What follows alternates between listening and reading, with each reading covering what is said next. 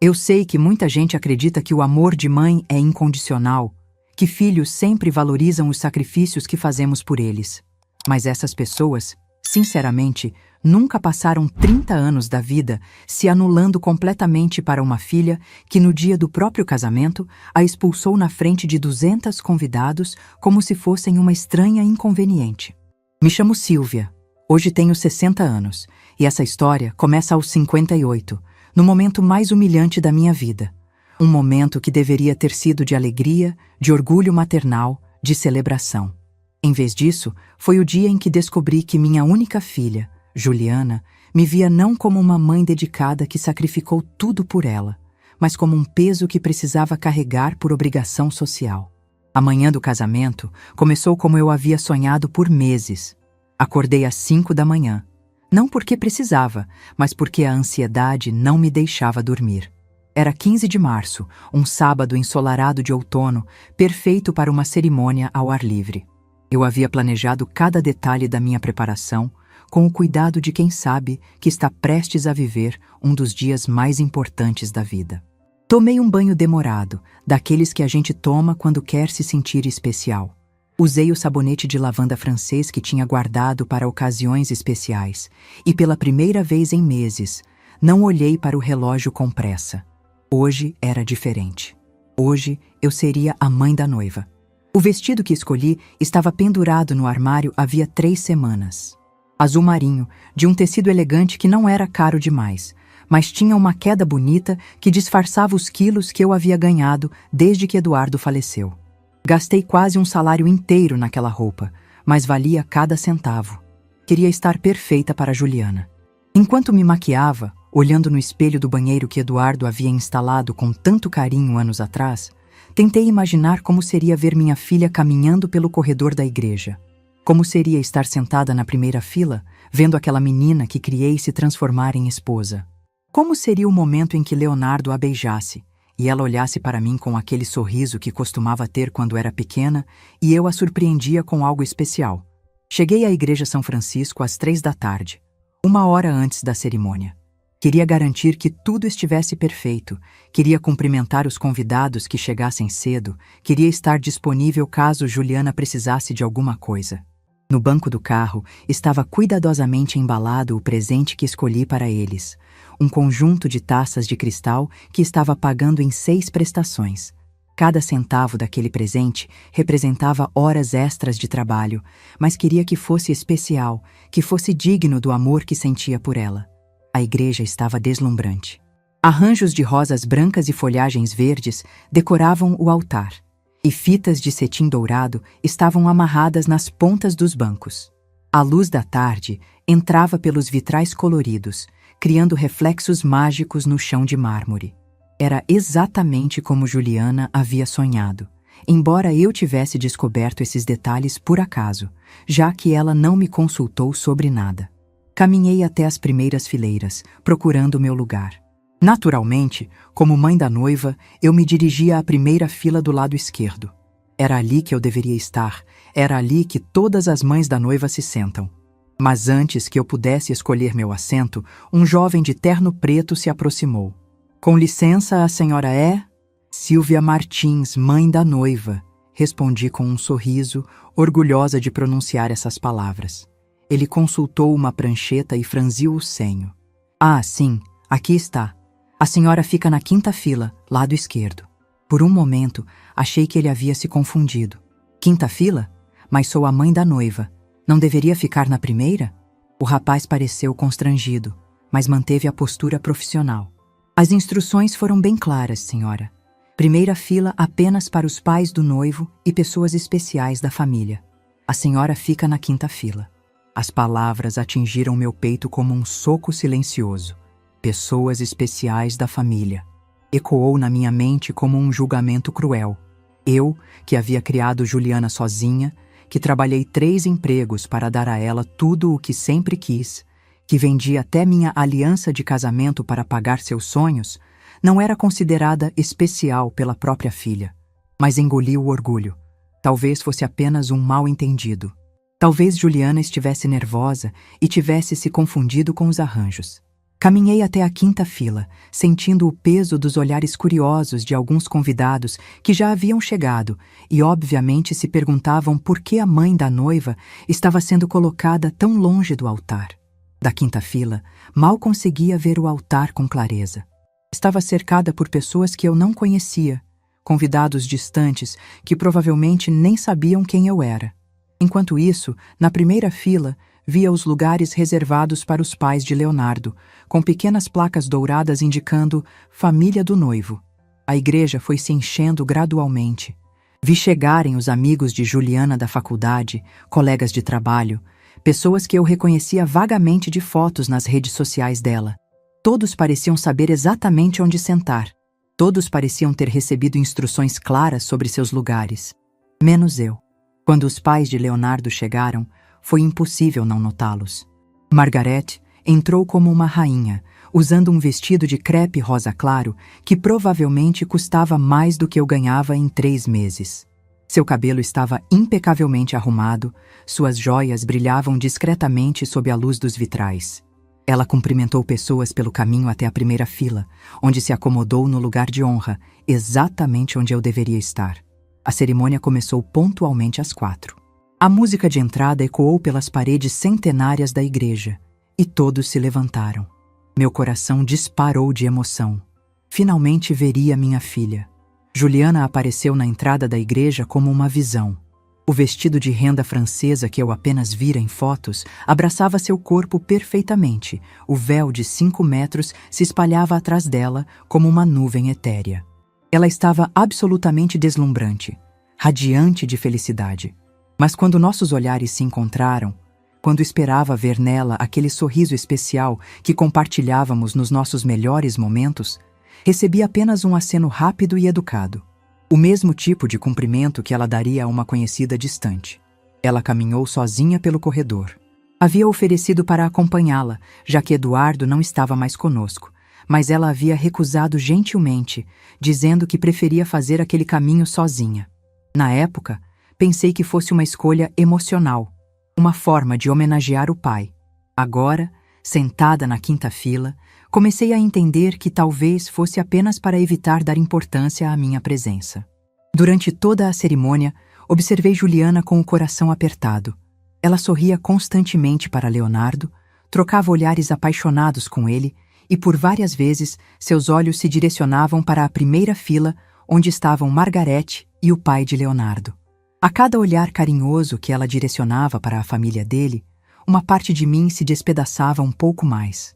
Quando o padre perguntou se alguém se opunha àquela união, houve alguns segundos de silêncio. Por um momento absurdo pensei em me levantar, não para me opor ao casamento, mas para gritar que eu também existia, que eu também fazia parte daquela história, que eu também merecia ser vista e reconhecida. Mas permaneci sentada, em silêncio, como havia aprendido a fazer ao longo dos anos. A cerimônia terminou com os noivos se beijando sob uma chuva de pétalas de rosas. Todos aplaudiram, eu também. Juliana e Leonardo caminharam de volta pelo corredor, agora como marido e mulher, sorrindo para os convidados. Quando passaram pela quinta fila, Juliana me viu e acenou novamente, o mesmo aceno educado de antes. Na saída da igreja, tentei me aproximar para cumprimentá-la, para dizer como estava orgulhosa, como ela estava linda. Mas fui bloqueada por uma multidão de amigos e familiares que a cercaram imediatamente. Consegui apenas vê-la de longe, sendo abraçada por Margarete com um carinho que ela nunca demonstrou por mim, ouvindo elogios que eu gostaria de ter tido a chance de fazer. O salão de festas ficava a 15 minutos da igreja. Era um local elegante, com jardins bem cuidados e uma decoração impecável. Lustres de cristal pendiam do teto alto, e mesas redondas cobertas com toalhas de linho branco se espalhavam pelo salão principal. Novamente, procurei meu lugar. E novamente, fui direcionada para uma mesa na periferia do salão, próxima aos banheiros e longe da mesa principal, onde estavam os noivos e as famílias importantes. Sentei-me entre um casal de idosos que eu não conhecia e uma mulher que se apresentou como prima distante de Leonardo. Da minha mesa, conseguia ver Juliana na mesa principal, rindo animadamente com os pais de Leonardo, levantando brindes, participando de conversas que pareciam fascinantes. Ela estava radiante, completamente à vontade, como se estivesse exatamente onde pertencia. Durante o jantar, observei cada movimento dela, como ela se inclinava para ouvir algo que Margaret sussurrava em seu ouvido, como ela ria das piadas do pai de Leonardo, como ela parecia genuinamente feliz de estar cercada por aquelas pessoas. E então chegou o momento dos discursos. Leonardo se levantou primeiro, agradecendo a todos pela presença, falando sobre amor, sobre família, sobre os sonhos que pretendia construir com Juliana. Foi um discurso bonito, emocionado, que arrancou lágrimas de várias pessoas. Depois foi a vez de Juliana. Ela se levantou elegantemente, pegou o microfone e sorriu para a plateia. Por um momento, meu coração se encheu de esperança. Talvez agora ela falaria sobre nossa jornada juntas, sobre como chegamos até ali, sobre o amor que sempre existiu entre nós, mesmo nos momentos difíceis. Quero agradecer a todos que estão aqui hoje, começou ela, sua voz clara e emocionada ecoando pelo salão. Este é o dia mais feliz da minha vida, e não poderia ser completo sem as pessoas que realmente importam. Sorri, preparando-me para o reconhecimento que tanto almejava. Especialmente, continuou Juliana, erguendo sua taça de champanhe, quero brindar à família que eu escolhi. Seus olhos se direcionaram diretamente para Margaret, que sorria com lágrimas nos olhos. Pessoas que me acolheram como filha, que acreditaram em mim, que me deram o amor e o apoio que eu sempre sonhei ter. Cada palavra era como uma facada no peito. A família que ela escolheu, o amor que ela sempre sonhou ter. Como se eu, que havia dedicado os últimos anos da minha vida a ela, não passasse de um rascunho descartável da família que ela realmente queria. Todos aplaudiram emocionados. Margaret chorava de orgulho, levantando sua própria taça em resposta ao brinde. O pai de Leonardo sorria paternalmente para aquela que agora considerava oficialmente sua filha. E então, Juliana se virou para mim. Nossos olhares se encontraram através do salão lotado. Por uma fração de segundo, pensei que finalmente chegara a minha vez. Que ela diria algo sobre nossa história, sobre nossos momentos especiais, sobre o amor incondicional que sempre tive por ela. Em vez disso, seus olhos se tornaram frios, distantes. O sorriso que ela havia reservado para os pais de Leonardo desapareceu completamente. Mãe, disse ela, sua voz cortando o silêncio que havia se formado no salão. Você já pode ir. O mundo parou. 200 pessoas se viraram para me olhar. Algumas com choque, outras com curiosidade mórbida, algumas poucas com pena mal disfarçada. O silêncio que se seguiu foi ensurdecedor, pesado como uma lápide sobre meu peito. Senti meu rosto queimar como se tivesse sido esbofeteada publicamente. Minhas mãos tremiam tanto que derrubei a taça de vinho que segurava, manchando a toalha branca com um vermelho que parecia sangue. Levantei-me lentamente, tentando manter um resto de dignidade que nem sabia que ainda possuía. Meus joelhos mal me sustentavam, mas obriguei-me a ficar de pé. Se minha filha queria me humilhar publicamente, pelo menos eu sairia dali de cabeça erguida.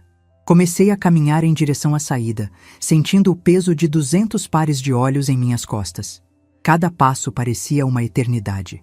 Cada sussurro que ouvia parecia um julgamento sobre minha capacidade como mãe, sobre meu valor como pessoa. Estava quase chegando à porta quando ouvi o barulho de uma cadeira sendo empurrada com violência. Leonardo havia se levantado. Mas para entender como cheguei àquele momento devastador, preciso voltar no tempo. Preciso contar sobre os 12 anos que antecederam aquela humilhação pública. Os anos em que me transformei gradualmente de uma mãe amada em uma presença inconveniente na vida da própria filha. A história realmente começou numa terça-feira chuvosa de junho. Eduardo havia saído cedo para o trabalho, como sempre fazia. Era engenheiro civil e estava supervisionando a construção de um shopping center nos arredores da cidade. Lembro-me de ter acordado naquela manhã com uma sensação estranha, como se algo estivesse prestes a mudar para sempre. Ele me beijou na testa antes de sair, como fazia há 24 anos de casamento. Nos vemos à noite, amor, disse, ajeitando a gravata azul que eu havia dado a ele no aniversário anterior. Foram as últimas palavras que trocamos. O telefone tocou às 3 da tarde. Era do hospital. Um acidente na obra. Uma viga mal calculada, um erro de engenharia que custou a vida do homem mais íntegro que conheci. Eduardo tinha apenas 52 anos, e eu, de uma hora para outra, me vi viúva aos 46, com uma filha de 22 anos para terminar de criar.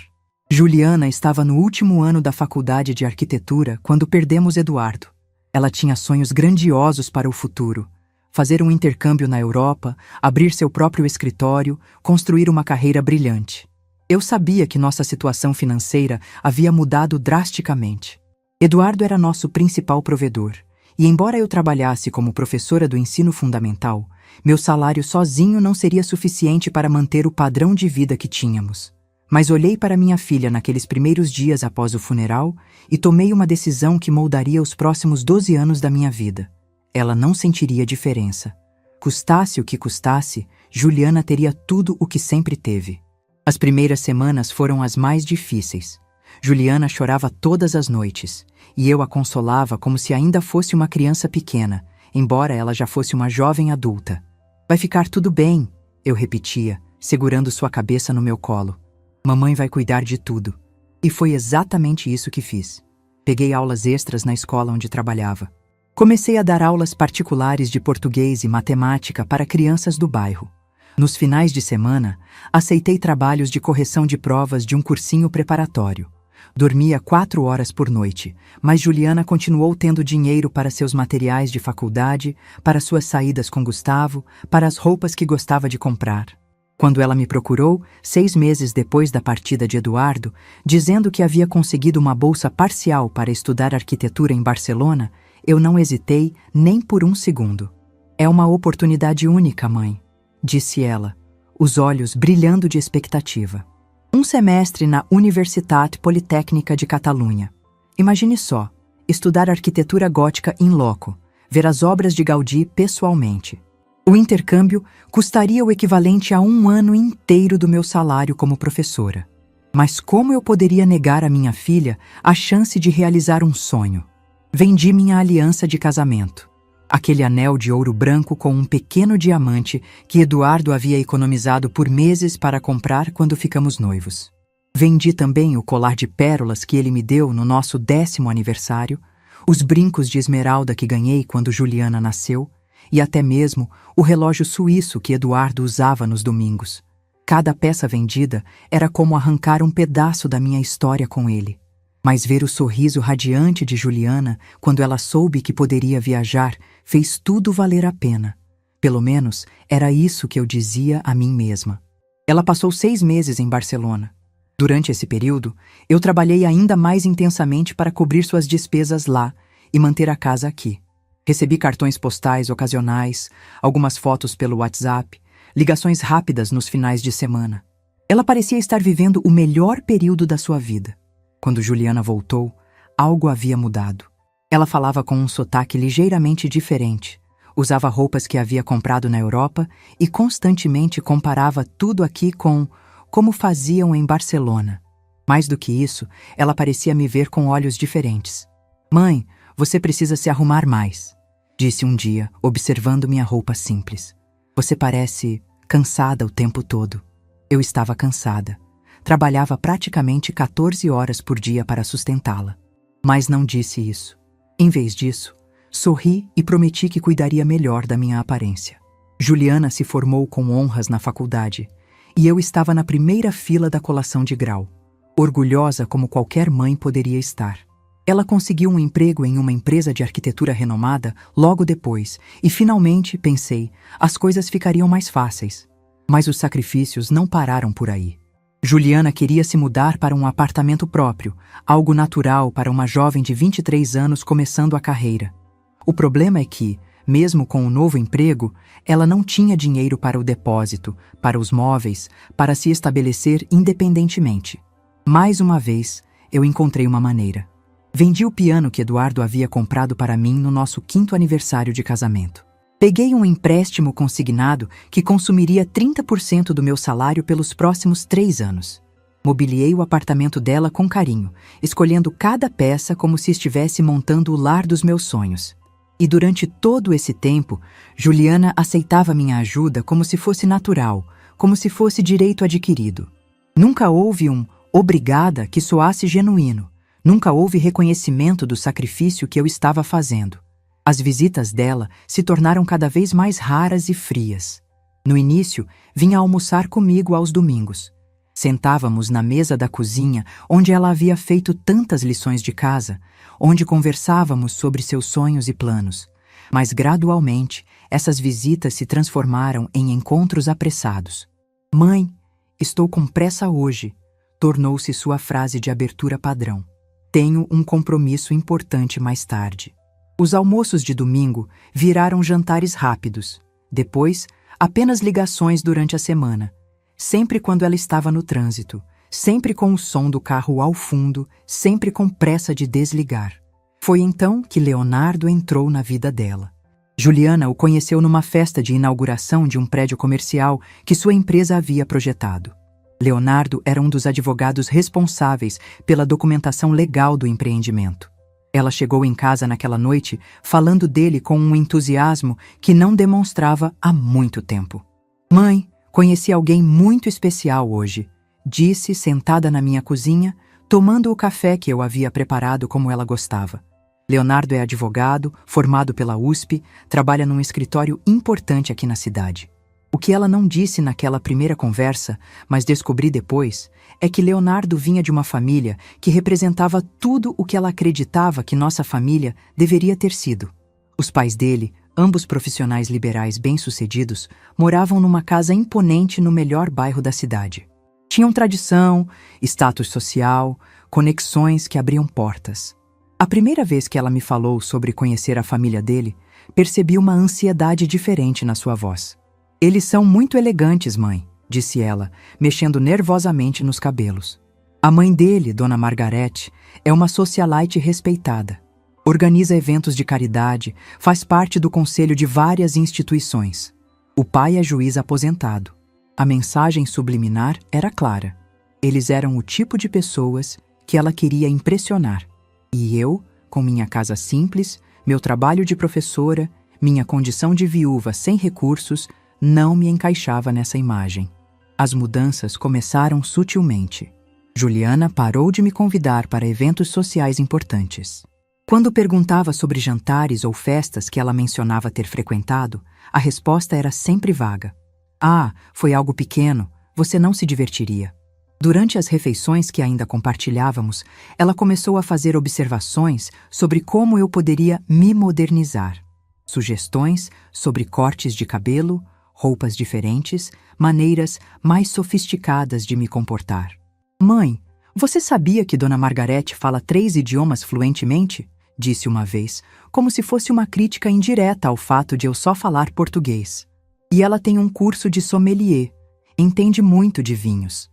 Eu, que mal tinha dinheiro para comprar um vinho nacional no supermercado, sorri e disse que achava muito interessante. Quando Juliana e Leonardo ficaram noivos, 2 anos depois de se conhecerem, fui uma das últimas pessoas a saber. Ela me ligou numa terça-feira à noite, quando eu já estava me preparando para dormir. "Mãe, tenho uma novidade", disse, e pela primeira vez em muito tempo, sua voz soava genuinamente feliz. "Leonardo me pediu em casamento ontem. Vamos nos casar no ano que vem." Deveria ter sido um momento de alegria compartilhada. Em vez disso, senti-me como uma espectadora distante de uma peça de teatro da qual eu não fazia parte. "Que maravilhoso, filha", consegui dizer. "Estou muito feliz por vocês." "Obrigada, mãe. Bem, preciso desligar agora. Leonardo está aqui e vamos jantar com os pais dele para comemorar." Desliguei o telefone e chorei sozinha na minha cozinha. Não de tristeza pelo noivado, mas pela dolorosa percepção de que minha filha havia celebrado o momento mais importante da sua vida romântica com todo mundo, menos comigo. Os preparativos do casamento foram uma sequência contínua de pequenas humilhações disfarçadas de praticidade. Juliana me informava sobre as decisões depois que já haviam sido tomadas, sempre acompanhadas de explicações que soavam razoáveis, mas que, no fundo, me excluíam sistematicamente. "Mãe, decidimos fazer o casamento na Igreja São Francisco", ela anunciou durante um de nossos raros almoços juntas.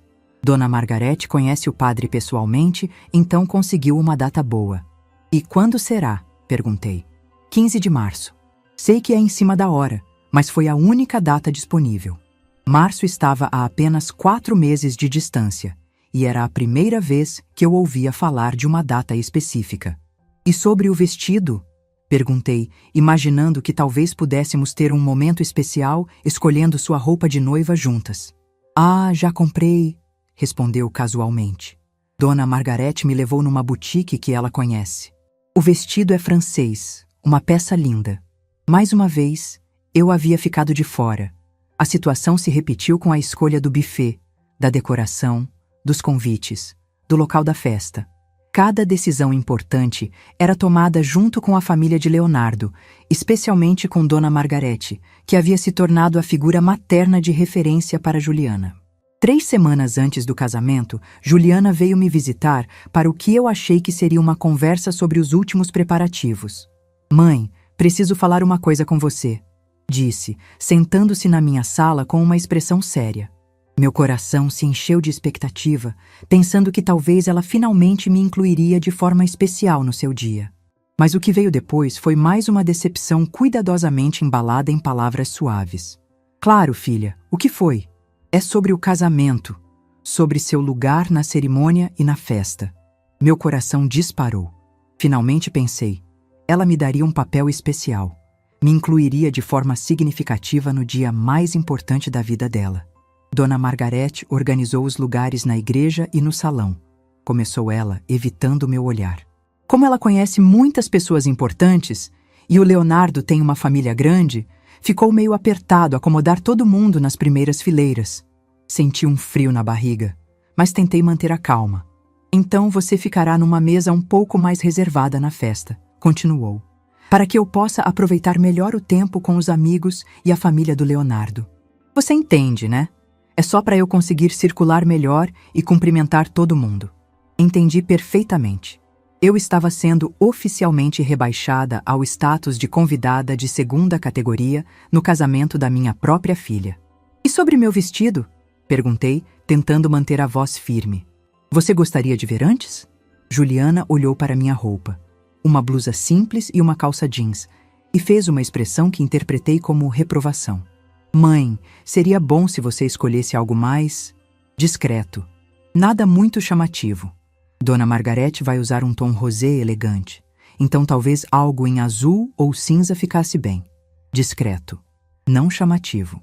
Como se minha simples presença já fosse um incômodo que precisava ser minimizado. Nos dias que antecederam o casamento, tentei me convencer de que estava exagerando, de que Juliana estava apenas nervosa com os preparativos.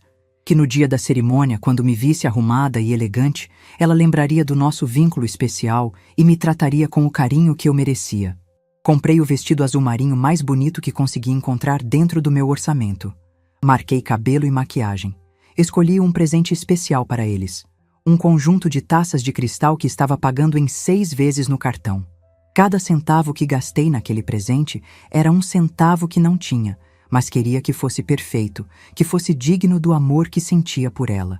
Na manhã do casamento, acordei com uma mistura de ansiedade e esperança.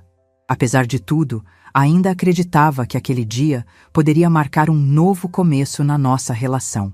Que ver sua mãe orgulhosa e feliz na plateia faria Juliana lembrar de todos os momentos especiais que compartilhamos ao longo dos anos. Como eu estava enganada.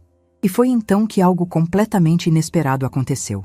O barulho da cadeira sendo empurrada cortou o silêncio mortal do salão como um trovão.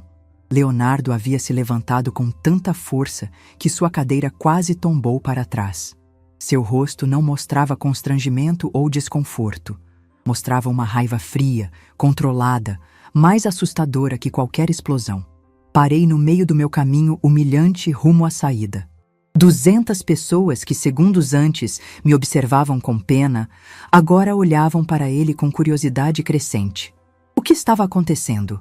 Por que o noivo estava se levantando quando deveria estar consolando sua esposa? Juliana também percebeu que algo estava errado. Ela se virou para Leonardo com um sorriso nervoso, estendendo a mão como se quisesse acalmá-lo, trazê-lo de volta ao seu lugar ao lado dela. Leonardo, amor, o que você está fazendo? Sussurrou ela, mas sua voz ecoou pelo salão em silêncio absoluto. Ele a ignorou completamente. Em vez disso, caminhou até ela e, sem cerimônia, tomou o microfone de suas mãos. Juliana tentou resistir por um momento, mas a determinação no olhar dele a fez recuar. Antes que Dona Silvia saia, disse Leonardo, sua voz ecoando clara e firme pelo sistema de som. Acho que todos aqui precisam saber de algumas coisas. Meu coração parou. Leonardo mal me conhecia. Tínhamos conversado no máximo uma dúzia de vezes durante os 2 anos de namoro deles. Sempre encontros rápidos, educados, onde eu tentava não incomodar, onde procurava ser a sogra invisível que Juliana claramente preferia que eu fosse. Por que ele estava fazendo isso? Juliana, continuou Leonardo, se virando para encará-la diretamente. Você acabou de humilhar publicamente a mulher que abriu mão de tudo para te dar todas as oportunidades da vida. A palavra humilhar ecoou pelo salão como uma acusação. Algumas pessoas se mexeram desconfortavelmente em suas cadeiras.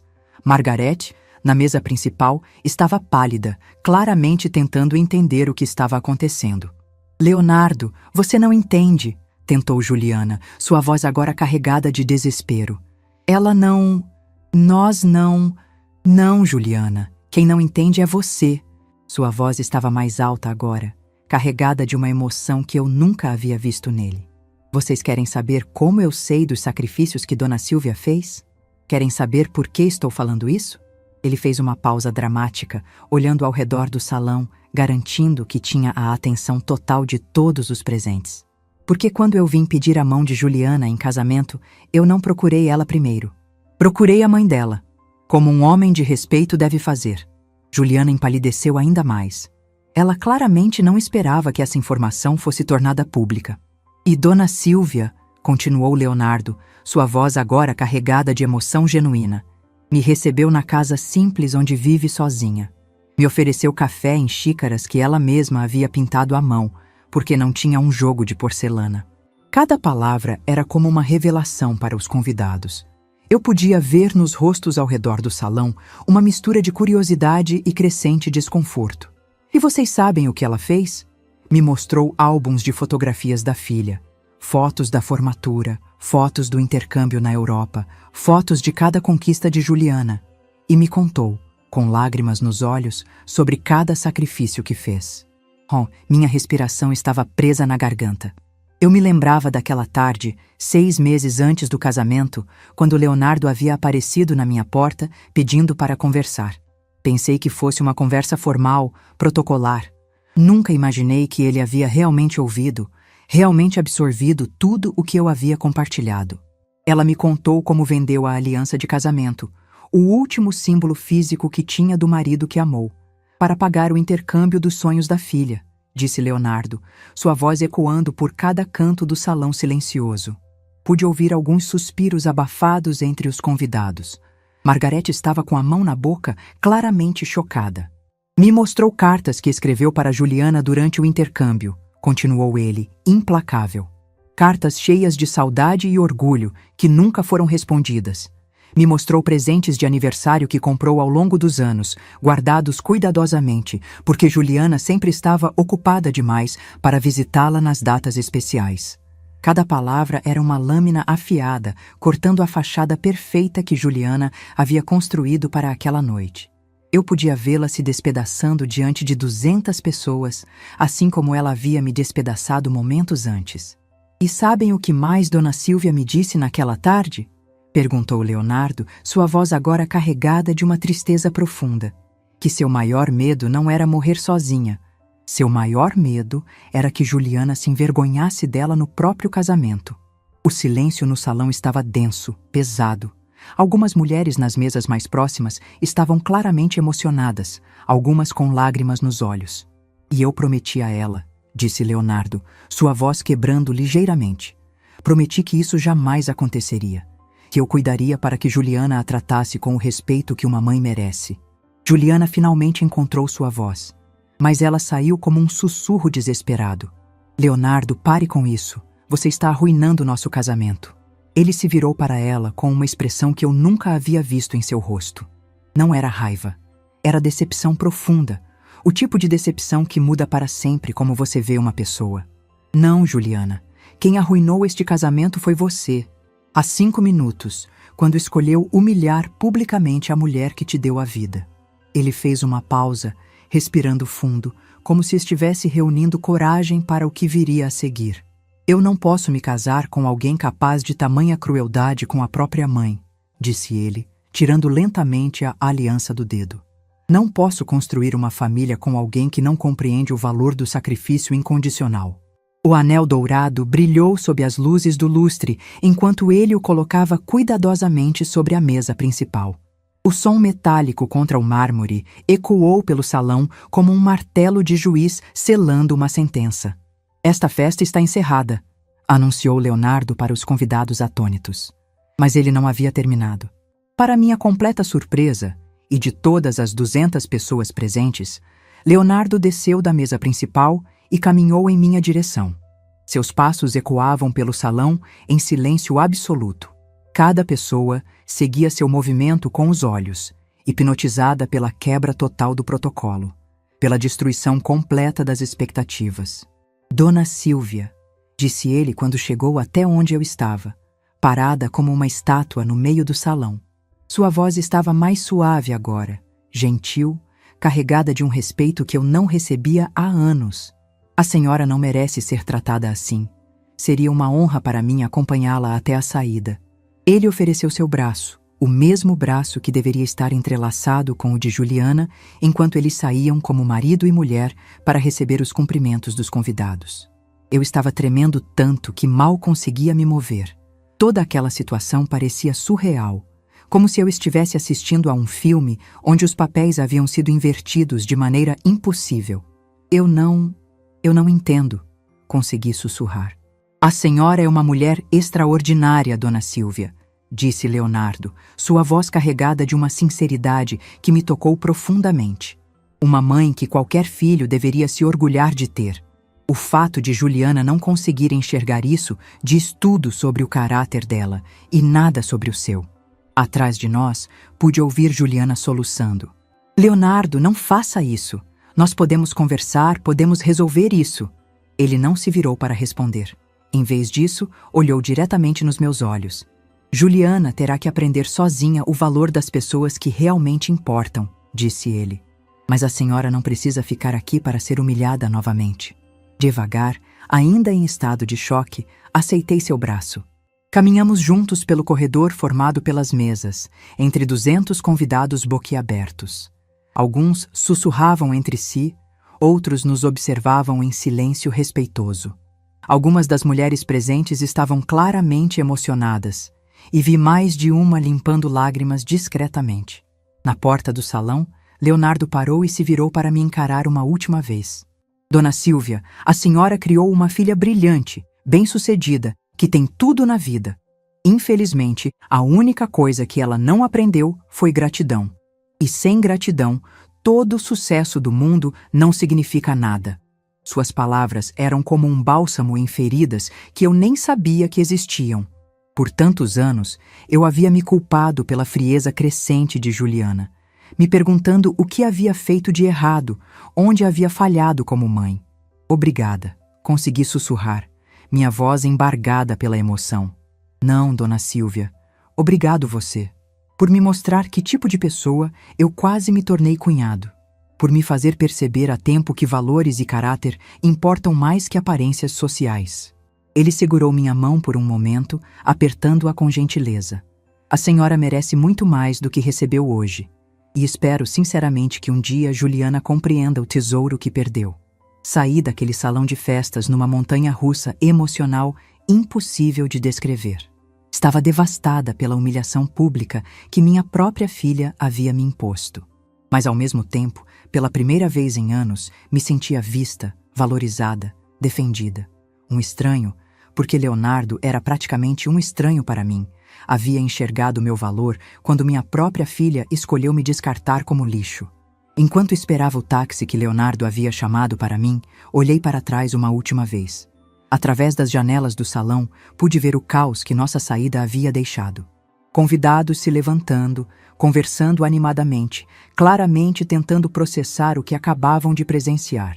Juliana ainda estava na mesa principal, agora cercada por Margarete e algumas amigas, claramente em desespero. O casamento dos sonhos dela havia se transformado no pesadelo de qualquer noiva.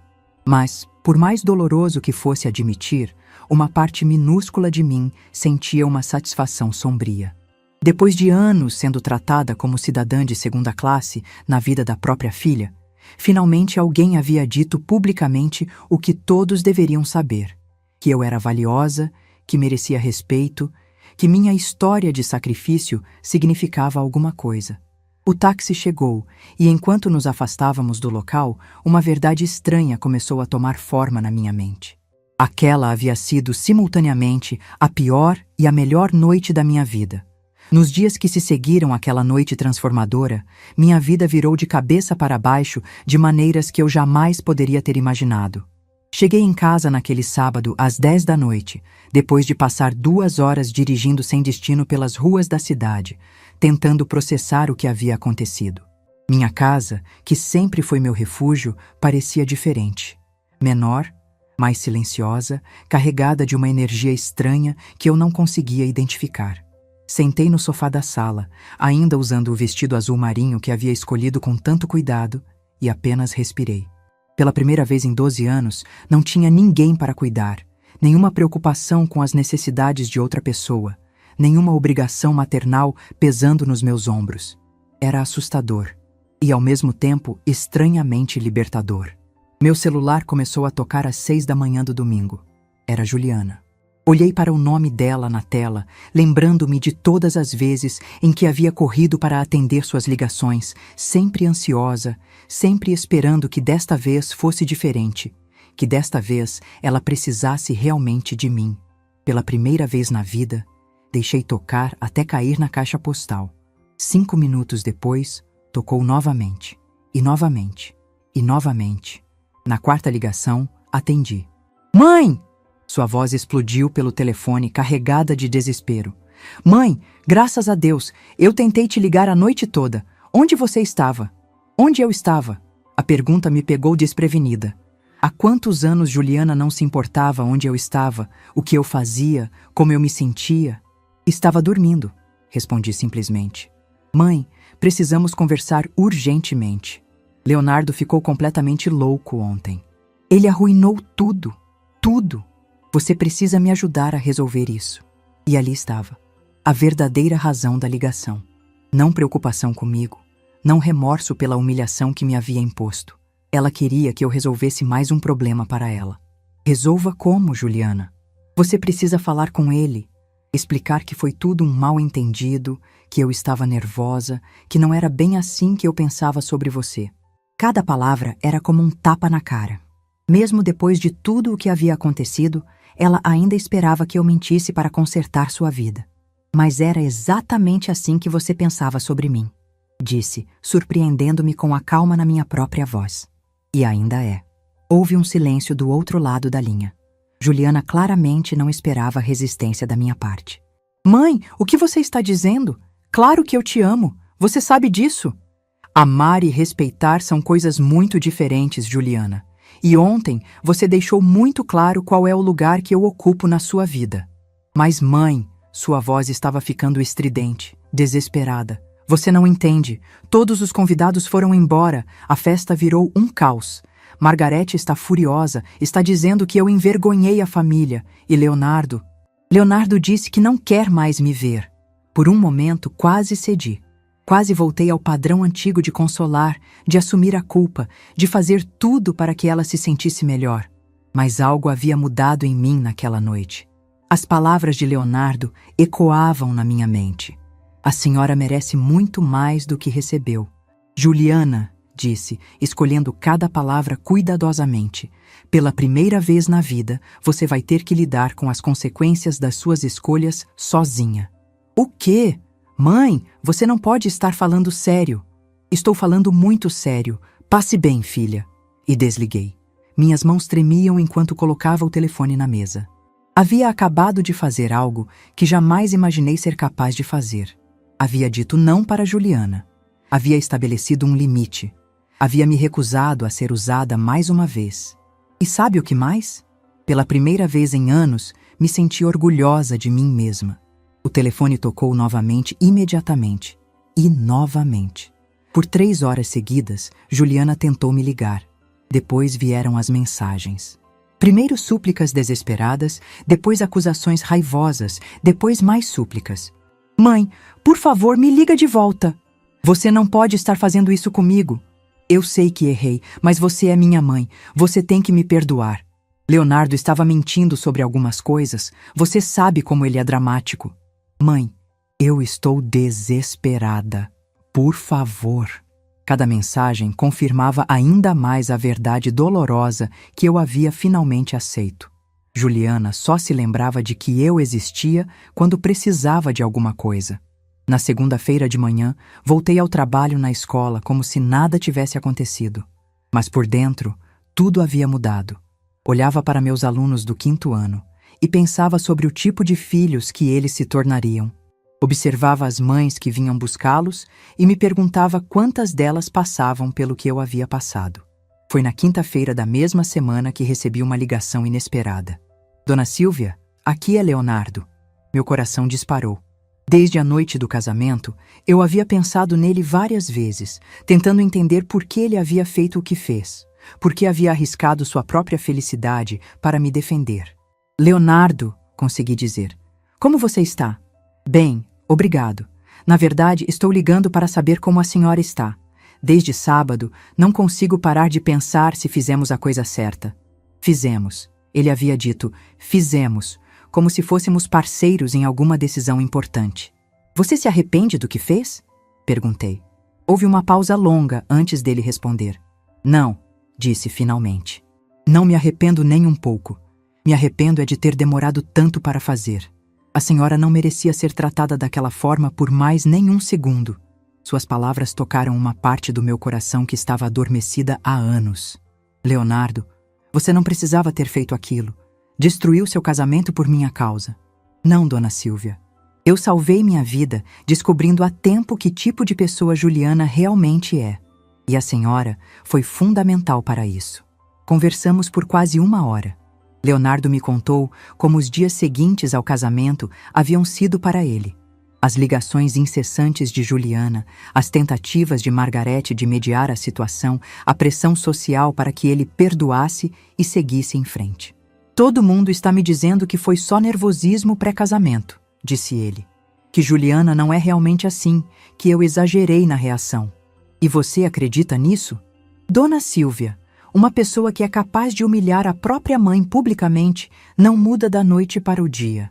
O que eu vi naquela noite foi quem Juliana realmente é quando ninguém importante está olhando. Suas palavras validaram algo que eu havia sentido, mas nunca havia conseguido articular claramente. Leonardo, posso te fazer uma pergunta? Claro. Por que você fez aquilo? Por que arriscou tudo para me defender? Houve outro silêncio longo antes dele responder. Porque minha avó me criou depois que meus pais morreram, disse finalmente. E ela sempre me ensinou que a forma como tratamos nossas mães diz tudo sobre nosso caráter.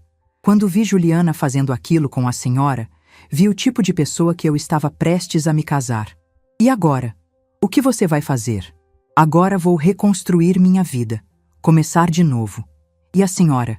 Como está se sentindo depois de tudo isso? Era uma pergunta que ninguém havia me feito há anos. Como eu estava me sentindo? Não como estava me virando financeiramente, não se precisava de ajuda com alguma coisa, não se estava conseguindo lidar com as necessidades de outra pessoa. Como eu, Silvia, estava me sentindo. Confusa, admiti. Magoada. Mas também liberta. É estranho dizer isso. Não é estranho, disse Leonardo suavemente. É natural.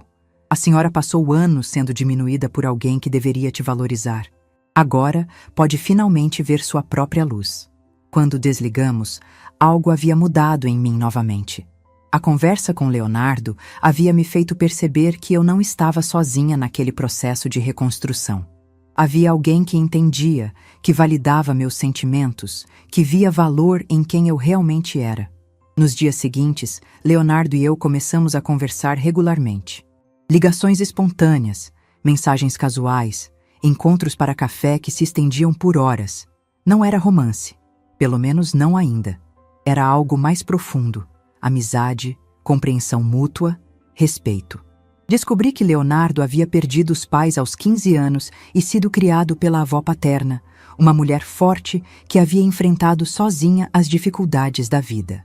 Ele entendia o valor do sacrifício maternal porque havia visto de perto. Havia aprendido a valorizar as pessoas pelos gestos silenciosos de amor, não pelas aparências. Minha avó trabalhava como costureira para me sustentar. Me contou durante um de nossos cafés.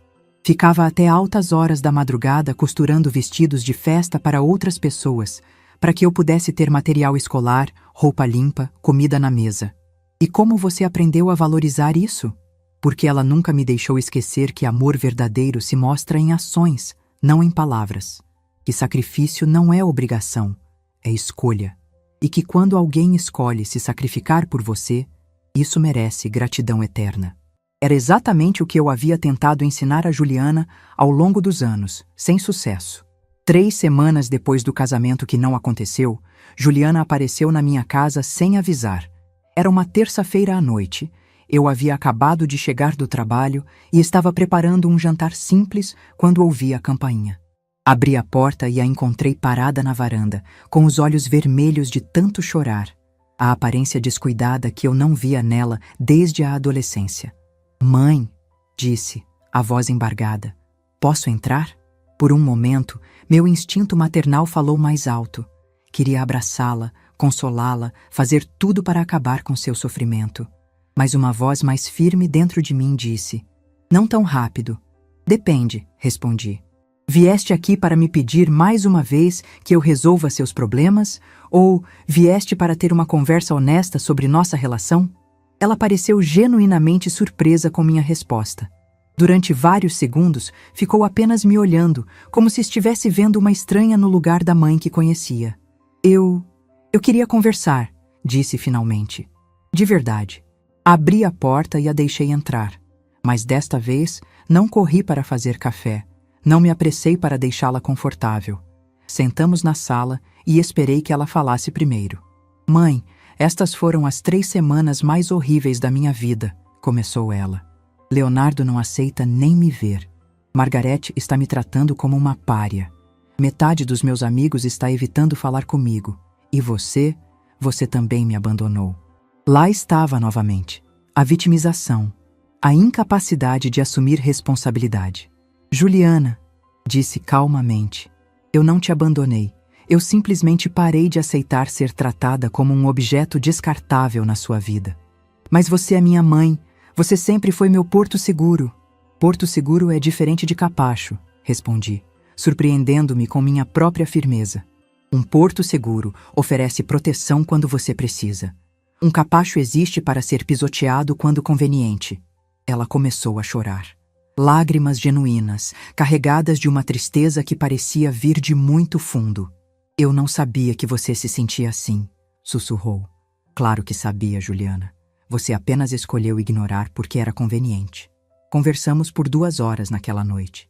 Foi a conversa mais honesta que tivemos em anos.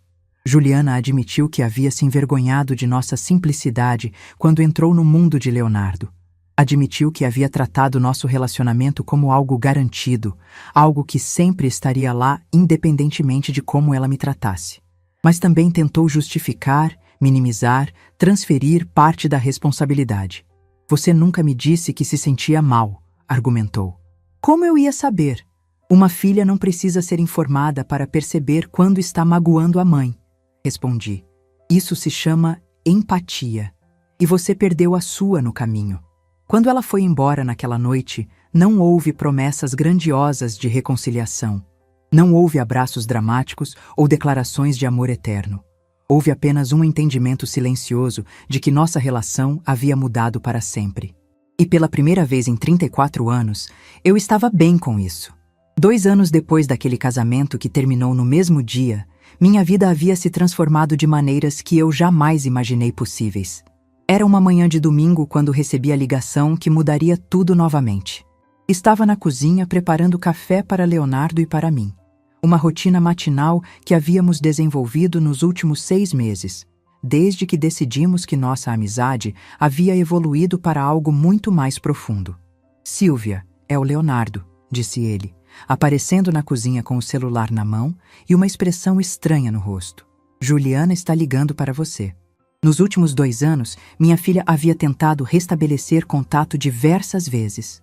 Ligações esporádicas, mensagens nos meus aniversários, tentativas tímidas de aproximação que eu recebia com cordialidade, mas também com a cautela de quem aprendeu a se proteger. Atende, disse Leonardo gentilmente. Talvez seja importante. Peguei o telefone, respirei fundo e atendi. Mãe! A voz de Juliana soava diferente. Mais madura, carregada de uma vulnerabilidade que eu não ouvia há anos. Oi, Juliana. Como você está? Mãe, eu sei que não tenho direito de te pedir nada, mas posso te ver? Preciso muito falar com você. Havia algo na sua voz que me tocou. Não era o desespero manipulativo de 2 anos atrás, nem a raiva dos primeiros meses após o casamento. Era algo mais genuíno, mais humano. Está tudo bem, filha? Não, mãe. Não está nada bem. E eu finalmente entendi algumas coisas que deveria ter entendido há muito tempo. Marcamos de nos encontrar numa cafeteria no centro da cidade na tarde seguinte.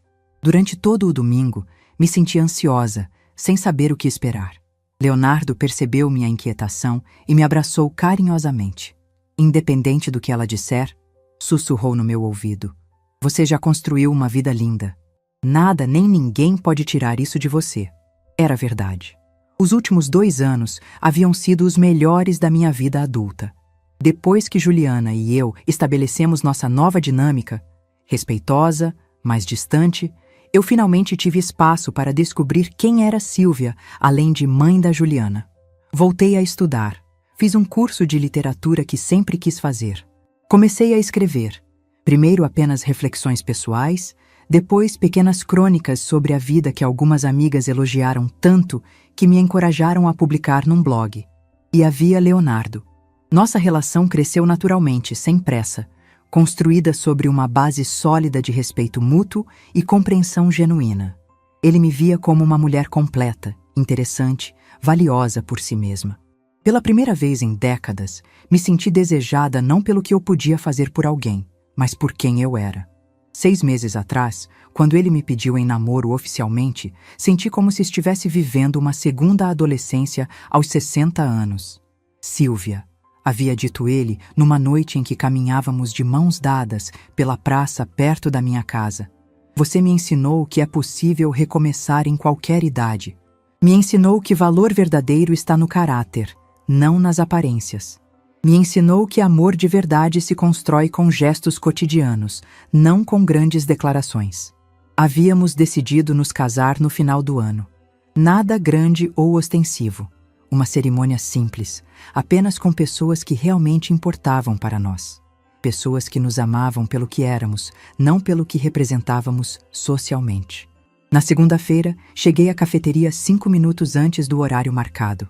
Juliana já estava lá, sentada numa mesa no canto, mexendo nervosamente numa xícara de café. Quando me viu, se levantou imediatamente.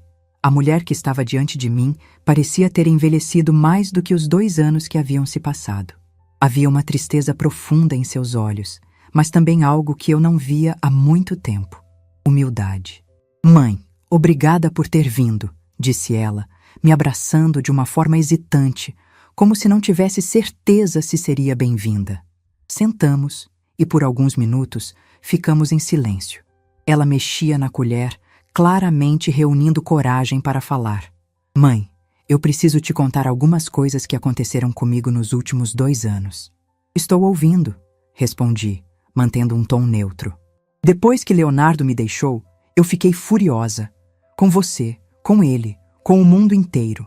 Achava que todos haviam conspirado contra mim, que ninguém entendia a pressão que eu estava sentindo. Ela fez uma pausa, respirando fundo. Mas então as coisas começaram a desmoronar de verdade. Margaret me culpou publicamente pelo escândalo. Disse que eu havia envergonhado não só a família dela, mas a minha própria. Metade dos meus amigos simplesmente desapareceu. Ouvi em silêncio, sem julgamento, mas também sem pressa para consolá-la. Eu perdi meu emprego, mãe. A empresa disse que não podiam manter alguém que havia se tornado controversa demais para lidar com clientes importantes. Isso me surpreendeu. Como assim?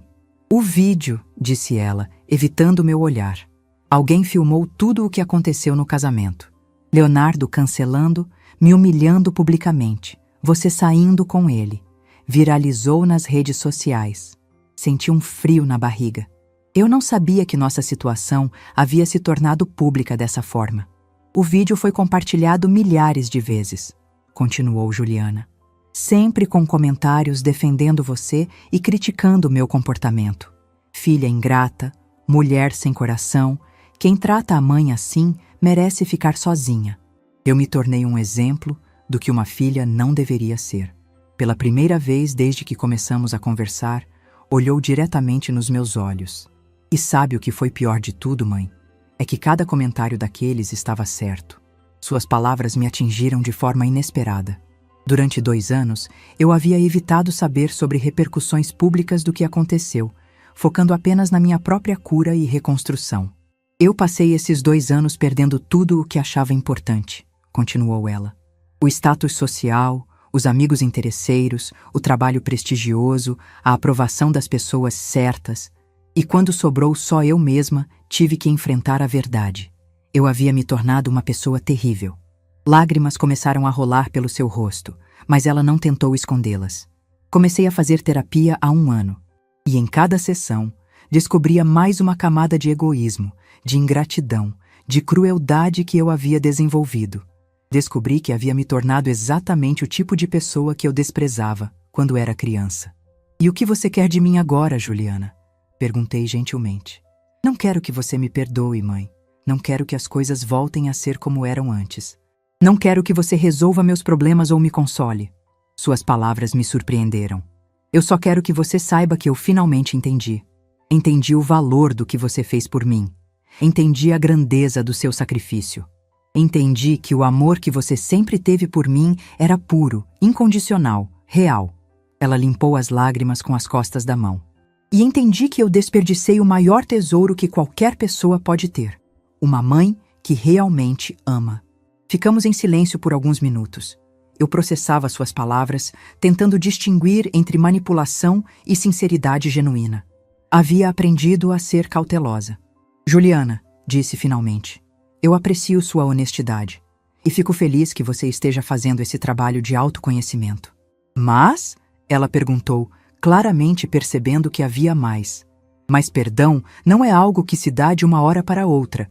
Confiança não se reconstrói com uma conversa. E eu não sou mais a mesma mãe de 2 anos atrás. Ela assentiu, surpreendendo-me. Eu sei, mãe, e não estou pedindo nada disso. Só queria que você soubesse que eu mudei, que eu entendi.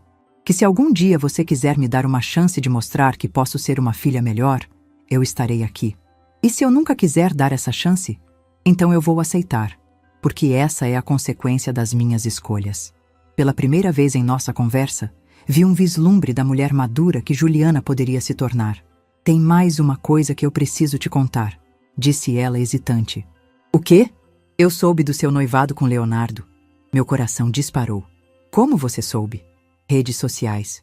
Uma amiga em comum postou uma foto de vocês juntos, falando como era lindo ver o amor verdadeiro. Esperei sua reação, preparada para qualquer coisa. E eu queria te dizer que eu estou feliz por você, mãe. Suas palavras me pegaram completamente desprevenida. Leonardo é um homem íntegro, respeitoso.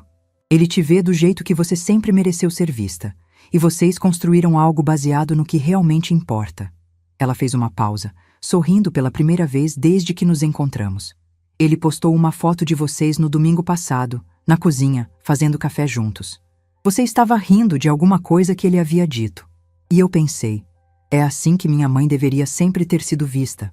Feliz, valorizada, amada do jeito certo. Quando saí daquela cafeteria, 2 horas depois, não havia promessas de reconciliação mágica. Não havia abraços dramáticos ou declarações de amor eterno. Mas havia algo novo entre nós. Respeito mútuo. Juliana havia finalmente crescido o suficiente para reconhecer seus erros sem esperar perdão automático.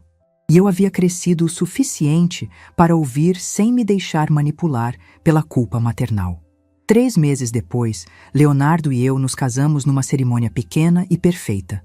Apenas 30 pessoas que realmente amávamos estiveram presentes.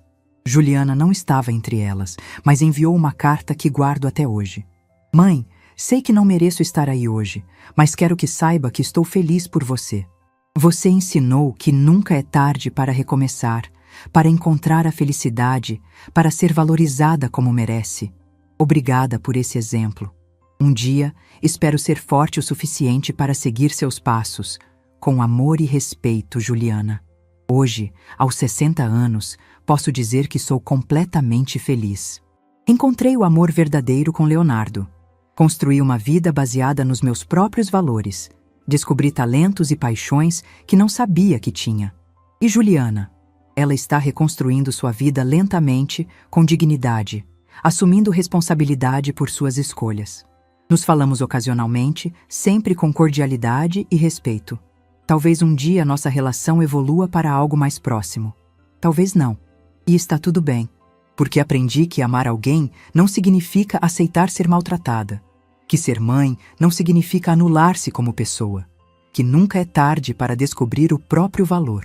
A mulher que saiu humilhada daquele salão de festas há 2 anos não existe mais. Em seu lugar, está uma mulher que escolheu sua própria felicidade, que estabeleceu seus limites, que encontrou quem realmente a valoriza. E essa mulher, finalmente, sou eu. Se essa história tocou seu coração, deixe seu like, se inscreva no canal e comente aqui embaixo. No meu lugar, o que você faria? Sua mensagem pode iluminar o dia de alguém.